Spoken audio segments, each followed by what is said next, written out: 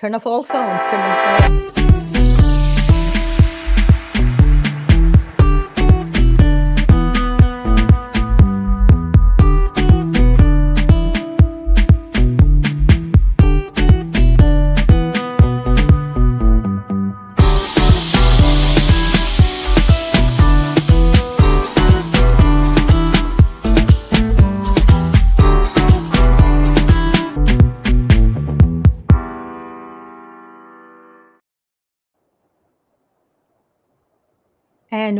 And welcome back to another episode of Being Healthy, where health is not a static state, it's something that is constantly changing, constantly upgrading.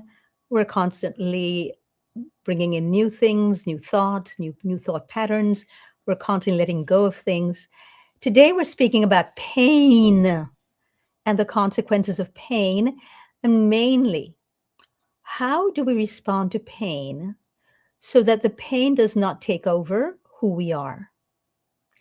And this is something which I think every human being has experienced is pain, because we decided last week, we realized last week, I was telling you all about when I was studying with Thich Nhat Hanh, how he sat us down one day and he said, pain is inevitable. It's inevitable. Suffering is not. So what we do with the pain will create suffering or not. Very, very important. And since Lisa was away last week, welcome back to our co-host, Lisa. We're going to put Lisa on first. And Lisa, can you tell us your own concept of pain from your own experience with pain? How did you first relate to it? How has this evolved or changed throughout the years? And I know you've got a mother who's ill now and a brother. And how does that change your own perception of pain? Yeah, thank you for that, Doreet. Pain is, for me, I think that the pain that I have dealt with most in my life is, I would say, psychological. Um, and I love that you quoted that suffering is inevitable. Pain is inevitable. Suffering is optional. I love that quote. And I've really had to look at my attachments, because I think in our attachments we create suffering. And pain is a teacher. Pain is invitation for us, and it can be hard when you're in the center of a pain storm, so to speak. Right? It's hard not to retreat, to feel overwhelmed. That's kind of what I've done, and remind myself to breathe and let go. And today I was just thinking about how, my pain point, my pain that I have been dancing with lately is that inner critic. And I have invited in my inner advocate, and that has been a real blessing, just to know that there's balance. And the same is true for pain in my current circumstances with my family. It's really, in all of this, I would say, the winter of challenge, right? There's been an invitation to grow and to love for each other and to show up in ways that we can. And so there's always beauty if you look for it. It doesn't change that there's things that are painful, but they are invitations to look for beauty as well, and to remind ourselves that this is part of the journey of life. We're humans. We're not. It's trying to escape it is not. It's only going to make it worse. And so it's an invitation for us to really feel, honor ourselves, and lean outwards, rather than, I think, what I've done in the past is just kind of contract. So I'm learning, and each time we have pain come into our life, it is an invitation to grow on the other side of that. So thank you. Oh, you're so welcome. So what we're looking at here today, anybody who just joined us, is pain, and how we relate to it and what its consequences are and what our own perception used to be of pain and if that has evolved. So, Phil, I know that you are also a builder. And so you have several accidents, one with a Hoover. So let's have you come on and tell us what's your own perception of pain? What was it initially? How has that evolved or regressed? And also, how do you feel now when you're confronted with your own personal pain and on what levels? Like Lisa was speaking about pain, not just on a physical level, but and we're going to be going deeply into that today, how whatever shows up on a emotional or a mental level ends up in the body as well, unless we do some clearing. So go right ahead, Phil. What is your own experience with pain and how has that evolved? I think as my body's got cleaner and my mind's got cleaner, the pain is less intense. I'm going to cross my fingers, but it's less intense. And obviously doing construction work, I do get small injuries, fairly regularly. Things slip and you squash your finger. So one of the tricks I've learned to manage pain, especially in fingers or toes, is to hold. If I hit that finger with a hammer, for example, I hold it with that hand and then I create a circuit. And as long as I hold that hand until the actual pain has stopped, then it might take 20 minutes. It depends. It depends how hard you've hit it or what you've done to it. But if I can hold that and create that circuit, then I get zero bruising, and that's really the end of the pain. It can be a little bit obviously tender, but the real pain's gone very quickly. It's quite an amazing tool that I've learned, and as I've got cleaner, the bleeding stops so much quicker. So as Lisa was talking about emotional pain, it's definitely evolved. I mean, I can remember, it stands out for me, this 25 or so years ago, and I was doing a course and I was a facilitator on this, a support facilitator on this course. I wasn't actually teaching, I was supporting. And something came up and it triggered me really, really deeply. And I actually had to leave the room because I couldn't function. And someone else came and processed me through it. And I went, half an hour, so I went back in the room.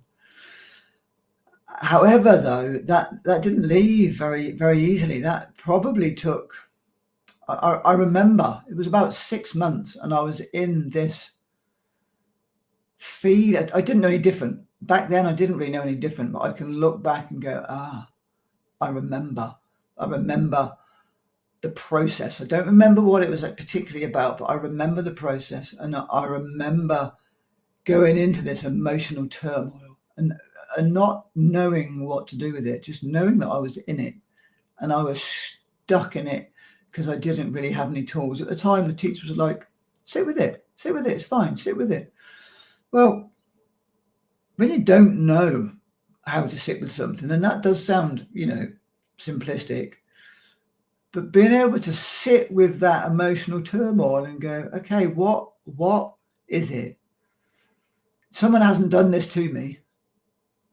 They haven't done this to me. I'm experiencing a wound that's deep within my being. Is it mine?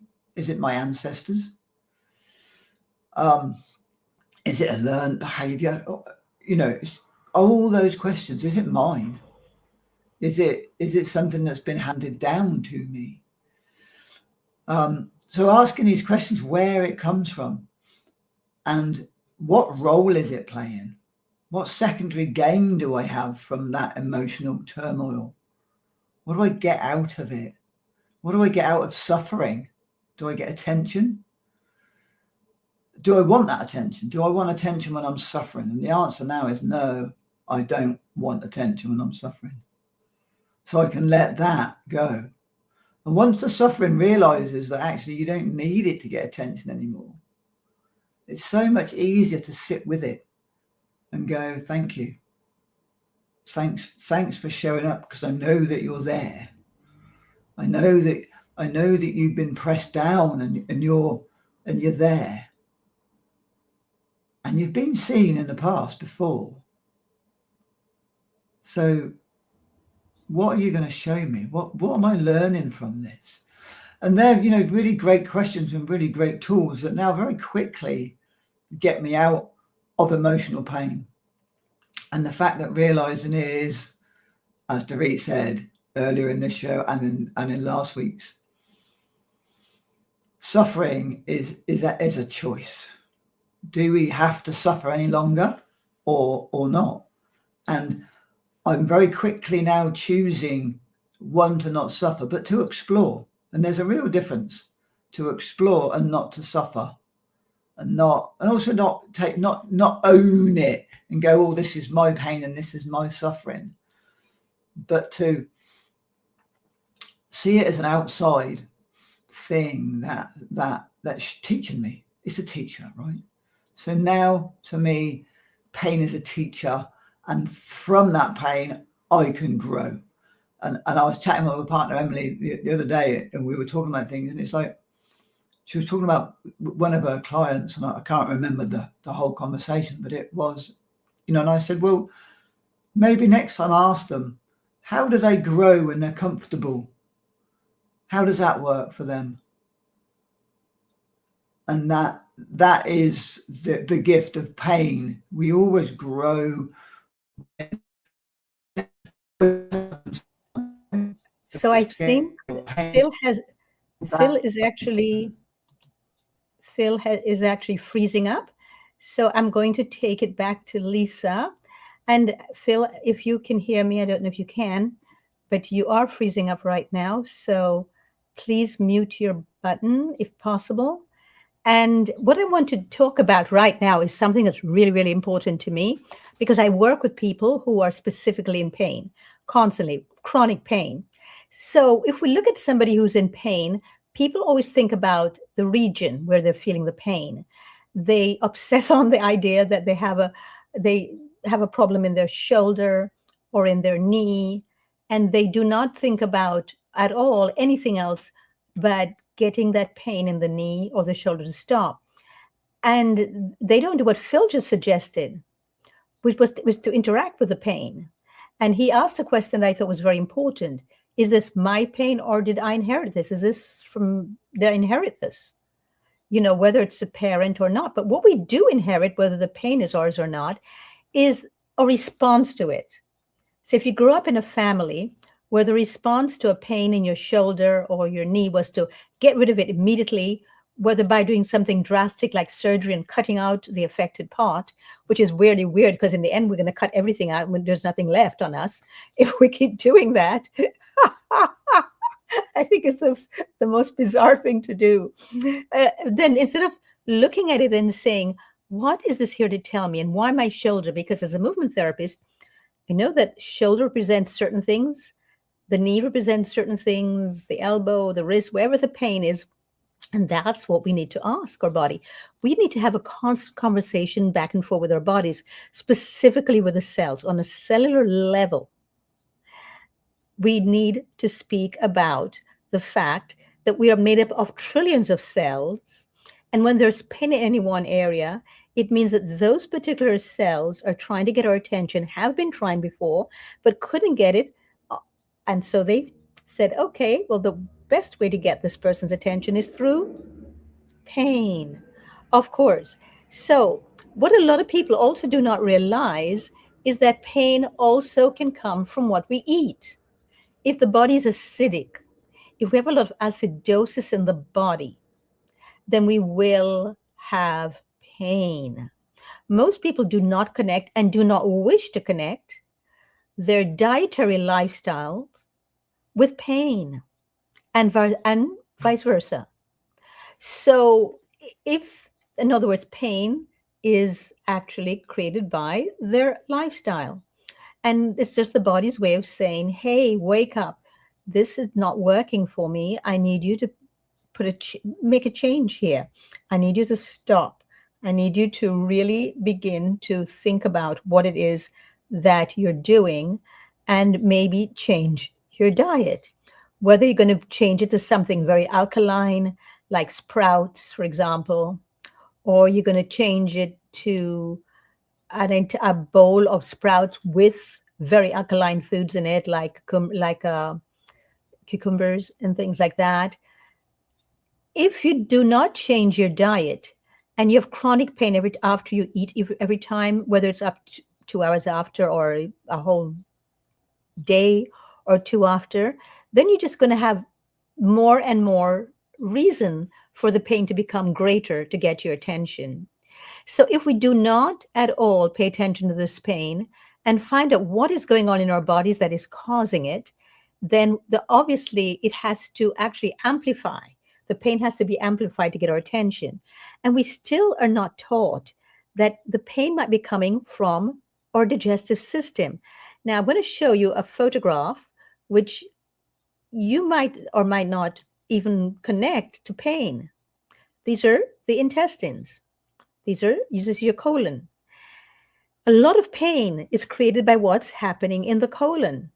Now, if you look at this, what you will see is a healthy gut on the left and an unhealthy gut on the right. Notice on the right the tension, the tightness, the lack of synchronicity between the left, the image on the left and the image on the right. You'll see inflammation a lot on the image on the right. If you've got inflammation in your colon, you're going to have inflammation elsewhere in your body. So don't try to go and fix the shoulder, fix the root of it. Look at what is causing it. Now, if you do not take care of the gut, and yours is like the one on the left, eventually what will happen is that will just get stronger and stronger. So you have the healthy gut here on the left. In the middle, you have an unhealthy colon that will be screaming pain and will be giving you a lot of inflammation. But on the right is a very impacted colon. This is impacted with feces that have never moved out of your system, have not been eliminated. So maybe the actual root cause of the pain is the impacted. If you have feces that are lying there and just rotting, you're going to end up having pain in most part of the bodies. It usually goes to the weakest part of the body. So if you got injured as a child, or you're a regular dancer, but you were used to be a professional dancer and you hurt your knee or your ankle and you never really healed much from that, that's where you're going to get it first. But when I work with my clients, I always go for the digestive system first. Always look at that. When people come to me with a pain in their knee or in their shoulder, I ask them about their diet, and they always think I'm nuts. But people only come to me as a last resort because they think I'm nuts. So when they come to me as a last resort and they think I'm nuts, and I say, well, why are you here then? Obviously, you're here because you have not been able to do the things that you don't think is nuts. So maybe we should start looking at that. Also, another cause of the physical pain could be emotional pain. It could be trauma that's maybe handed down, that maybe you have incurred in yourself. Maybe it's your own response to the pain that's creating the trauma. We create a lot of trauma by our response to pain. And when we do not address that, let's say it's coming from the digestive system, from the colon, then we end up going to a doctor and we end up looking eventually, because we haven't dealt with this, you would begin to have all of these things growing in the colon. This is a warning sign that we've got to stop. And the pain is not strong enough to get our attention, or it's in a place which we do not see the connection. You need to always go to the digestive system first, especially if you have a lot of inflammation. Now, if you do not do that and you don't stop whatever it is you're doing that's causing that, eventually it will end up like this. So you've got the healthy colon on the right, no gas, no bloating. If you have a lot of gas or bloating, you've got problems in your intestines. If you have a lot of excess waste, I don't call it weight, I call it waste, because that's exactly what it is. You will have pain somewhere in your body. If you have constipation, you will have pain somewhere in your body. Now to the left, if you do not take care of this, because the pain is not showing up where is in the colon specifically, that you don't recognize it, then you're going to end up with what you have on the left here. Look at the difference on the left from the gas, the bloating by the rectum. I hear so many people moan and groan when they go to the toilet, and they don't realize that that's a huge problem that must be addressed right away, because the body never actually does anything harmful to us. It whispers to us first. When we don't hear the whisper, it then comes with a stronger voice, a louder voice. And if we do not pay attention to that, then it comes with a little shout. And if we don't pay attention to that either, because we're suppressing it by using drugs and other things, then what it does, it screams and yells at us. But it has been, if we don't pay attention to the scream and yelling, then we end up with the colon on the left. So I'm not saying that every illness comes from there, but I'm saying most pain, you will find that it starts in the digestive tract. But that's what you'll hear. I personally think it starts in the mouth. We don't eat, we don't chew, and we don't eat with the six senses. And that's why I teach this workshop called The Sacred Art of Eating. The next time I do a silent retreat, we're going to be doing a Sacred Art of Eating workshop, because I miss teaching it very much. Thank you, Lisa. And Lisa's been on one of my silent retreats. And the emotional pain is really something that we need to also have a look at. Because if you're eating stressed out, if you're very, very upset about something and you're eating stressed out, it will end up in upset will happen in your colon. Your digestive system will be upset. And that is what you will end up with. Now, what about mental pain? Pain that we say, oh, that person is mentally ill, so you have to, just stay away from them or forgive them. Why don't we address instead the mental pain that we create for children? Not taking children seriously, not listening to them, just poo-pooing them aside, pretending that what they have to say doesn't matter. What about the mental anguish that we create for children? And we do it because we don't know any other way, because maybe we didn't have parents that corrected that, but we have a chance to do that now. So there's all this stuff that's handed down. And then we say, oh, I think I'll just get a service dog because for my mental health. Then you're going to create more pain in your body. And then also the dog now has to take on your pain too. That is just sharing your pain with somebody else or another human being. So we've got to be able to understand that we are actually purveyors of health, that health is our birthright, that we were born, we have a body, an incredible body that will heal itself. We have a self-healing body, but it needs our attention. And we need to know what our body is, which is why I have Body Talk, a free half-an-hour class online on Fridays. And it's interesting that people don't know about their bodies. When I was in high school, my favorite class was biology. I couldn't get enough of biology. I just could not get enough. And I still love biology. And that's why I like teaching it, because I just think it's so fascinating. The body is a self-healer. The body is miraculous. It's an incredible piece of technology. And I'll hand this over to you, Lisa, because you're into AI. And I think of nothing a greater piece of AI than the human body. You are so right. We are beautiful, sophisticated, far more technologically advanced than any other system. I mean, we are a living system, and so I always think about that AI is so far behind who we truly are as humans. We just don't own that.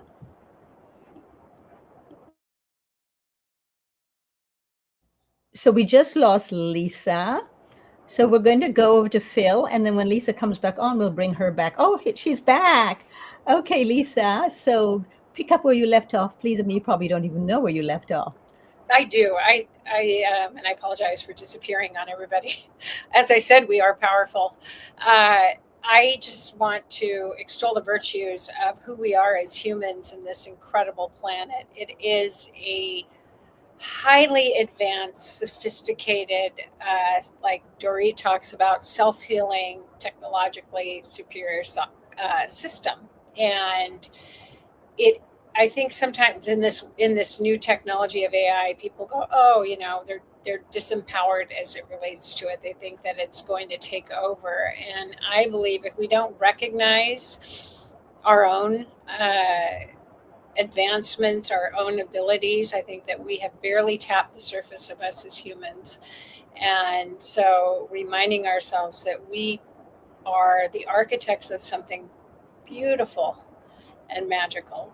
And we have access, like Doreet talked about, to self-healing so much further and more expanded than we are even aware of at this moment. I mean, it's just amazing.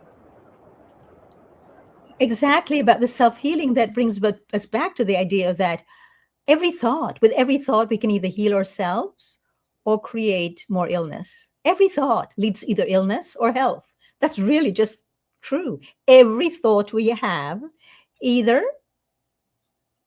gives us an experience of health or of illness or in between. So, Phil, I'm going to bring you in here because I know you got cut off last time because you did the disappearing act that happens online.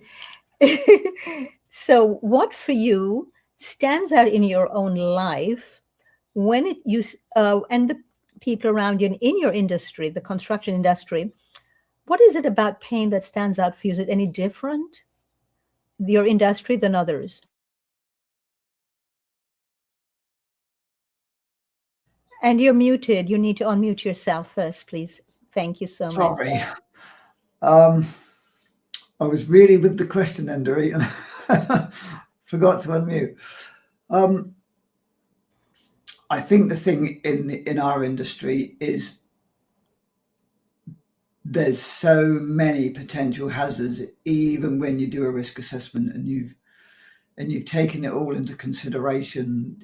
Just for example, when it's cold, it adds in a whole nother level. When it's wet, when it's hot, when it's windy, there's so many adversities that get chucked at us.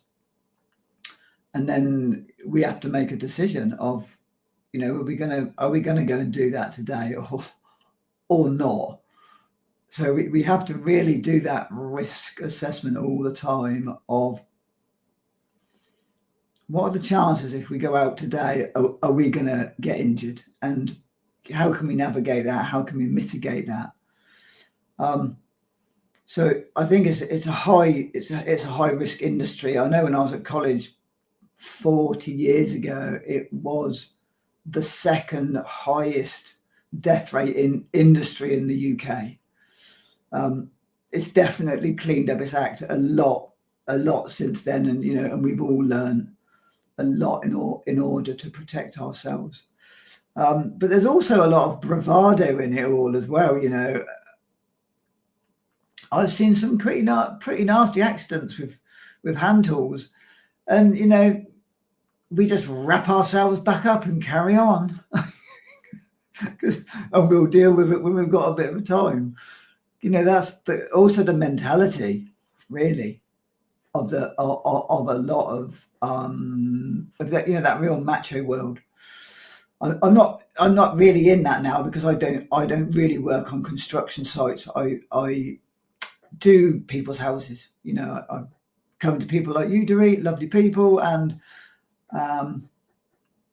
when I'm not coaching people, so when I'm not sat at the computer or on the phone, then I'm out at people's houses. So there's also a real that's a lot less risky unless you've got a Hoover stuck at the top of the stairs, and then of course that can be almost deadly.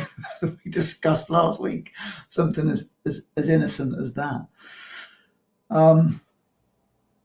Yeah, I'm not sure if I've gone off track a little bit there or not, Doreet. So I'm going to leave it there for a second. You didn't. I did want you to address the construction business because to me, I see there's so many opportunities for accident there and for pain to be a constant part of your life. That what they thought it's very interesting to find out from construction workers and builders, their own perception of pain, since probably part and parcel of their business, actually. in a way, part and parcel of their business. So, Lisa, you've been in the hospital lately with your mother, with your brother. You've been seeing the way the hospital responds to pain. Can you give us your own perception of that? It's I do want to speak to the care that the staff has given my family. You know, that alone is healing. It is difficult because I see that we are so sickness based, right? In that system, it's the focus is on managing pain and not getting down to the root. Basically, how do I explain it? Here's the pill. Here's the side effects of a pill.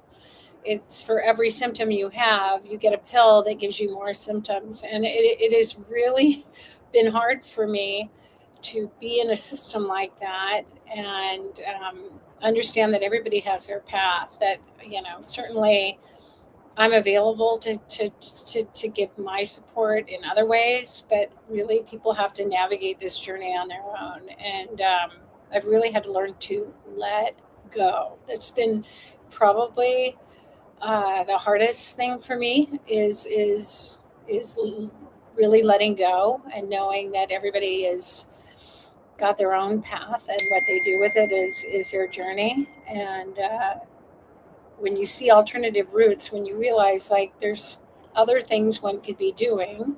I'm not saying that Western medicine doesn't have a role, but I just find it really sad that there's no discussion of the diet, the psychological aspect, the whole picture of an experience. Because when you're handed a diagnosis, there's a frame around it. And I saw it even with my father when he had prostate cancer. He was told, you're going to live, I think, 3 years. And he pretty much died on that timeline. And I think about what would happen if he wasn't told that. You just have to be so careful what you plant in people's heads. And I think that is just even when I go home and I see a TV and I see the constant onslaught of ads for pills. I didn't grow up with that. I didn't grow up with pharmaceuticals, uh, you know, having commercials and spending all this money. And it tells you, I mean, there's so much financial interest in this. The minute you go on a medication, the stock market goes up. It's like we are experiments. And I'm not, I know there's good people in that system. I have family that's in that system, and I'm grateful for the care of people. I don't think they go in with the idea that they are a part of something that could be. I just would like to see more of a whole experience in that journey. I went to an integrative doctor for a number of years, and I just loved her. She's like, "Do you want the pill or do you want the herb?"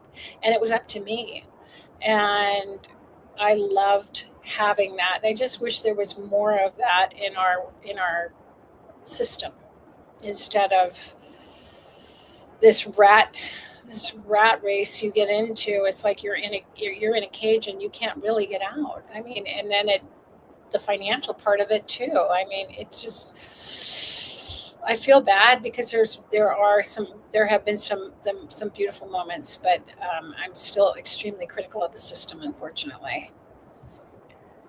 Thank you for that, Lisa. We actually need to also look at the way we regard or we treat someone who is in pain. For example, you were saying that your father was told he had 3 years. So, of course, he lived for 3 years. It's a self-fulfilling prophecy because the mind creates our reality. And if we believe what we're told, then yes, of course, that's what's going to happen. So what I want you to think of is, if I'm in pain, I don't want somebody saying to me, "Oh, I'm so sorry you're in pain." Not in a bit. I want them to say, "I'm glad you're in pain because it makes you more alive. I'm glad that you are paying attention to it. I am thrilled to see what you're going to do with this." What if we addressed pain that way? Rather than, "Oh, I'm so sorry," or, you should take so and so, take this tablet, this helped me a lot.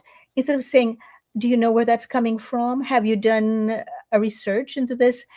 Have you done an exploration, into this? It's just societal norms around pain that creates more pain and makes pain chronic. Because if somebody's in pain, they finally get the attention they have been craving most of the time. The only time some children ever get attention is when they're sick. And what we're sending, a message we send to the child, that if you're sick, you'll get attention, but I don't want to hear from you, or I'm not going to pay attention to you unless you're sick. Just think about what we're telling the child there. And then we grow up feeling the same way, because whatever we learned in our childhood, bring it into our adulthood. And then when we try to let go of that, there's a whole society around us who's reinforcing it. So, Phil, how do you feel about this? Yeah, absolutely. Go into that. Lisa's dad being given 3 years. They gave my mum 2 to 3 years, and we didn't tell anybody outside of our family. And I've supported mum a lot on doing what the kind of things we do, and she got 9.5 years. So that was, that was quite amazing. Yeah, definitely. With children, they get attention from being sick, and that it just teaches them, if you're sick, you get attention. And actually, we need to give our kids attention when they're well. And then when they're sick, we need to look after them. But it needs to be a different kind of attention. And we definitely need to be attentive with children, whether they're ours or somebody else's. They're children, right? So we need to be attentive to the children and pay attention, be present, give them our presence. And that, it's easy to sit here and say that, I know, but that is a real key. I noticed it with children and with animals, is the presence. Be present as we can be. And I think that it's actually the same. I was thinking about that, Doreet, about working in construction. And when I spent a considerable time just practicing being mindful and being present. And when I injured myself, I thought, well, where were my thoughts? Where was I thinking? And every single time, without a shadow of a doubt, I wasn't present. So let's be present as much as we can, and not just at birthdays and Christmas. Bravo. I think, and from my own experience working with myself and my clients, that presence is what's lacking in the presence of pain. Always. That's the one thing that's lacking. I'm so glad you brought that up, Phil, because that, to me, is the gift of pain. It demands our presence. So when we run around looking for something to stuff it down or to numb the pain, it means we do not want to be present for ourselves and the opportunities that have been given to us right now. That the body, that never makes a mistake, the body does not do us ill.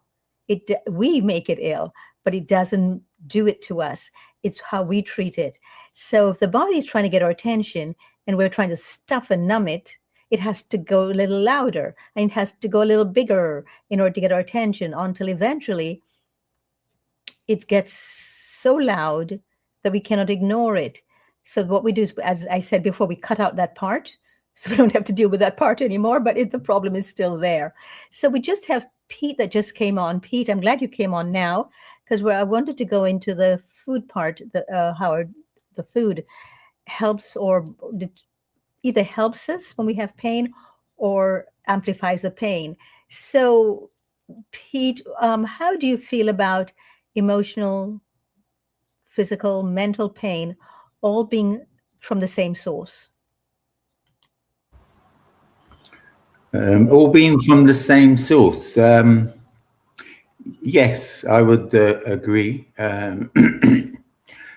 Mainly down to, I would say, our shock to our body, to be honest. If when I've unraveled and chose to be more, as Phil was saying, present. I mean, that's the best ever gift we can ever give anyone, really, is our presence, you know. I remember saying that at the very beginning, and I'm quite big on saying that, only because recognizing there's so much authentic truth in that. If, you know, comes under the, you know, all you can do for me is work on yourself. All I can do for you is work on myself. So from that, we come more present, become more be knowing ourselves. So then we interact from a very presence.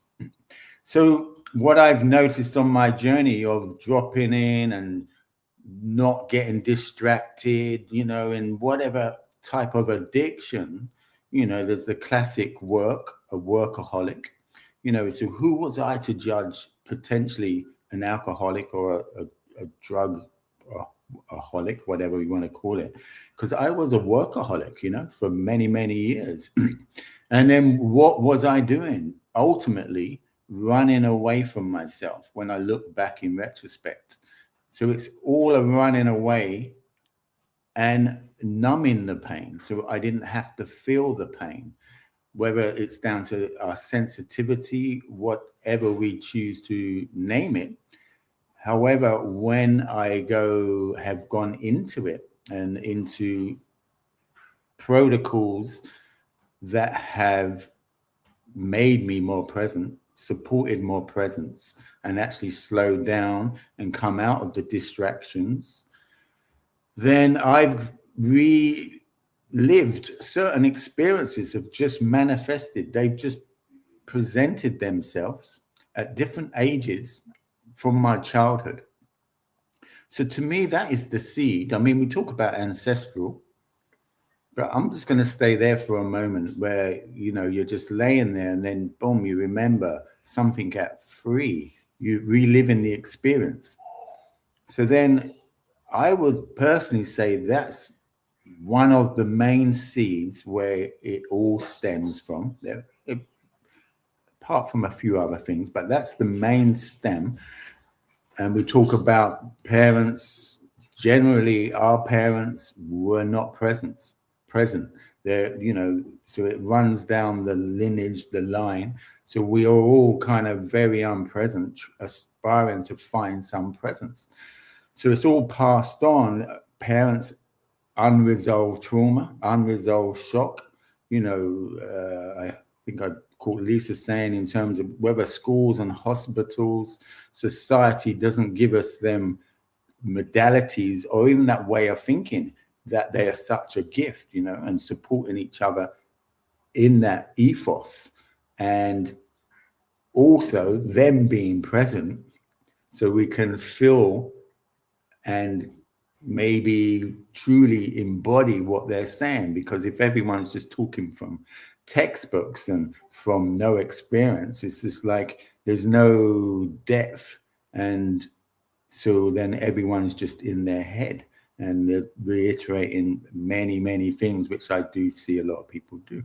So from the experience of going through the pain, I would say sort of the addictions come in after the shock. Food, whatever, escapism, so we don't have to feel that deep-rooted pain. We don't have to revisit that in terms of any modality, why we may stop. I've heard it time and time again, whether it's stopping yoga, stopping qigong, especially the food, you know, oh, that didn't work. And then I'll inquire a bit more and you see how we self-sabotage because, you know, I tried so hard. And it's just like, to me, it's so blatant. Why? Because I sabotaged, ongoing sabotaged, you know, and learned really the hard way to come out of that.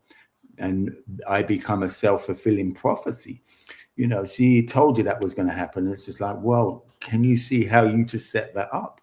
So all in the name of avoiding pain, really, to be honest, and avoiding our traumatic experience. And we make a big thing. I say trauma a lot, but, you know, it can be so beautiful and simple. Yes, that's a name for it. But you just imagine, you know, how we blossom from that. When we blossom, we would all be jumping in and doing it. If there's a sort of saying, if everyone knew what I kind of knew, what some of us knew going through our pain, we would all be doing it. We would all be doing it, honestly, and yeah, I may still hit, excuse me, some debris of stuff that comes up, but it gets so much easier, so much easier. So some things I look back that I might have been stuck in for 10 years, and it's just like, whoa, that just went past me within a minute. That's priceless. Times of real stagnation, and from stagnation, all sorts of stories happen from that.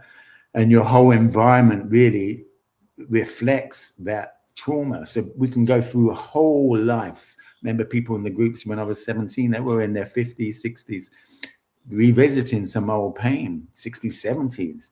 So they had gone through all that life in pain, and that had dictated their life.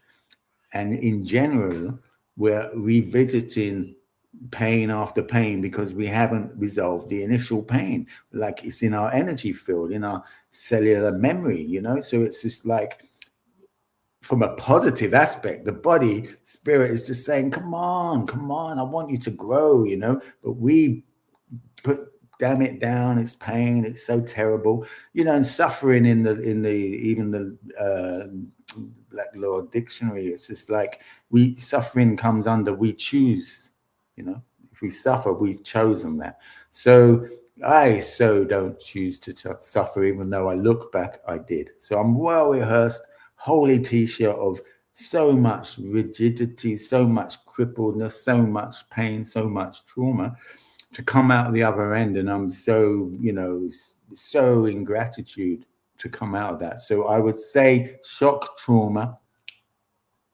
then the food comes in, the thinking comes in, and you could say your body's being contaminated. So then from when it's not flowing in its natural state, then anything can kind of come in, and then I go back a bit further. There's this interesting book I'm writing at the moment, actually, many notes I've had over many years, called The Living Field and Children as Mirrors. So then we come down to the seed. The man gives the seed, and the egg, the woman. So if we're going to aspire to get the best seed in the ground, so here we are, we've forgotten these old traditional ways. The man should be clean, should fast, should be given a really good seed, and the woman too, a good soil. And then they got to have the awareness to give it lots of water, lots of sun, and not neglect that. So the roots are strong. So we've all got strong roots, so we come into this realm very more frazzled, and then if we're not protected and guided, we come in potentially hospitals and all other general shocks. So it stems more from that, and then ancestrals, that's another story, but that's the lineage, I would say, that we have to break. So I'm going to say from shock trauma generally comes all the other addictions, all the bad habits, bad eating, the anger, frustration, bitterness, all these labels, come from a certain pain. So come on, people, go into the pain, let it go, and come into joy, come to blossom, coming out of the pain. Thank you. So you used a word that I think was, can you mute yourself, please? That was very important. And that word is stagnation. Because I think that all pain is stagnated energy. That's all it is. And if we approach it that way, we won't be so afraid of it anymore. It's like, okay, whoops, stagnation in my shoulder here, have stagnation in my head here. Okay, how can I move things around, move things along, move things out, move things in? And when we start doing that, we can do it on a physical level, maybe get more hydrated, maybe come out of our thought systems too much, maybe overthinking. There's a lot we can do to change it. One of the things I just want to wrap up today with, before we leave, I want to make it clear that when we have stagnation, what it means is that we must pay attention, because Water is the most powerful source on earth, but water that is stagnant is actually destructive and it's poisonous. It's all stagnation is. So, one of the ways that we can help with our bodies is by changing our diet. So, one of our co hosts, Pete, actually has a new book with recipes that will surprise people because this is living food. The food is alive. So, my question is, can we heal a body that's alive with food that's dead, that's overcooked, or do we need live foods? So, here he has this new book, Raw Vegan, Fully Loaded English Breakfast. I suggest if you're watching this to maximize your screen to see everything on here because it will help you a lot if you maximize your screen to see the genius of putting together a fully loaded English breakfast that's uncooked. Pretty incredible, I think. And then here we have the contents of the book, and Pete, can you read through the contents because I cannot see everything well, but I know that you probably know it by heart. Maybe I don't know. Yes, I mean, we have raw vegan bacon, coconut bacon, crisp flakes, pakora, hash browns, courgette hash browns, beetroot sausages, chorizo, classic sausages, sourdough toast, cultured butter, Carla, how do you spell that? Mac, and fully loaded omelette, scrambled egg, fully loaded scrambled eggs, fried eggs. So, I mean, I could go on more and more and more, but it's from an English perspective. I used to have them, especially when I was working. I mean, Phil will know them back in the day, the classic English breakfast, and then I went on to having vegan kind of classic English breakfast. So we had so much fun with that, me and my partner. We had so much fun in creating that. Some people say, why do it? It's just like, well, people can realize they can still have that and still get the beautiful flavors, but don't drop into up and down. It sustain a more living life. It's not harmful, and pretty sedative to the body, and it's not stagnating the body. So, it's in terms of the raw, lighter living foods, it's going to be on the scale of the more heavier living, lighter foods. I mean, fruits is best. However, this is an amazing bridge that the whole point of doing festivals was bridging these amazing foods that we would have, and people couldn't believe just 3 or 4 ingredients. And so we've touched many hearts. So this is, this gets me going as well as I'm just looking at it now. But because of the association in terms of classic English breakfasts. So we did this. We created this, and there's like a poached egg, and we had so much fun. And to show people, we don't have to have death on the plate. We can have life on the plate. To be honest, so that was our inspiration of doing this. And to be honest, I would say back in the day, it's like many things that I would say are hijacked to a degree. We would have got creative with plant-based foods. We would have done all this beautiful art with, plant-based foods. So that's why we created this, really, to get it out there, and we had lots of fun. So you use the words eggs and use the word fried and use the word sausage. I want to make it clear to everyone that this is all plant-based. Mm-hmm. There's no frying going on. There's none of that stuff. So this is pretty creative and innovative and very original. And the name of the book is, again, Raw Vegan Fully Loaded English breakfast. And they can get it from Pete and Hannah. And where can they get it from? It's on our Instagram. If you go to the Simply Rogers Instagram, it'll be linked in the bio. So that's the main areas, to be honest. So could you repeat the Instagram clearly, loudly, please? Yes, so Simply Rogers. So Simply Rogers Instagram. And would you spell it? Yes, SIMPLY RAWGEOUS. Thank you. Thank you so much for that. So for those of you who don't want to go to immediately to Sprouts and have a meal like this or a meal like this, but you want something that's familiar, and so you feel that you can still go to your parents or to other people's homes and eat, this is something that would really be helpful to you if you're in chronic pain and you want to get away from dead sources, because your cells will respond to what's alive, but not what's dead. So if you're in chronic pain, you might wish to change your diet to things that are alive and alkaline. So thank you for showing us this, Pete and Hannah. Congratulations on the new book, the recipe book. So Lisa, you've got a minute and a half. Any response to this? It's making my mouth water, Pete. It's like, wow. Just,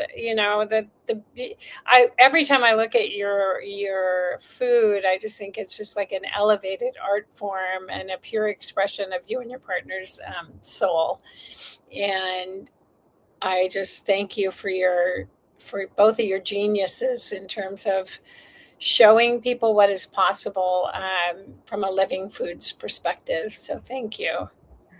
Yes. And so if people are saying, no, I'm not going to change my diet, I'd rather be in pain than change my diet, you can still do this and it looks familiar. It's just, we are hooked on the familiar. People are really stagnated in their diets. That's another stagnation with the talk about. Then you can just do this instead. And then gradually, little by little, you start to eat something more that looks like this, and fruits. So you don't have to be stuck there. And have you tried any of these really inventive stuff that Pete makes, Phil? Yeah, I mean, I've spent many hours with Pete in the kitchen, hours and hours and hours at festivals with him, and at his house. We spent a lot of time playing like children. I'll go to visit him and we'll be making cake at 11 o'clock at night, and we both know that we should be in bed asleep, but we're like two little naughty boys in the kitchen, and we make cake and all sorts of different things together. Thank you. So I'm going to actually ask Pete, what exactly is this? A poached egg, classic poached egg. So that was mainly Hannah wanted to really explore that. So we went ahead and Well, congratulations on the incredible creativity that you all give us. Next week, we've got a very special guest. She's a midwife, and she brings in children in the most delightful ways. She actually is in a community that it's a collective, and in the United States, in the southern part of the United States. And Karina is her name, and she will be with us next week. And we will look into birthing and pregnancy. And my interest in that is that it's now being treated as a disease. Pregnancy is a disease. Birthing is an operation. It's a surgery. I just don't understand how we got here. So this is being healthy. How we can bring in healthier babies and look at our lives and change our lives from a very different perspective of sickness and depletion to health and wholeness. Thanks everyone for coming today. Thanks very much to all of my co-hosts. Please share this video with others so that they too can start opening up to all the things that await them on the other side of pain. Thanks everyone.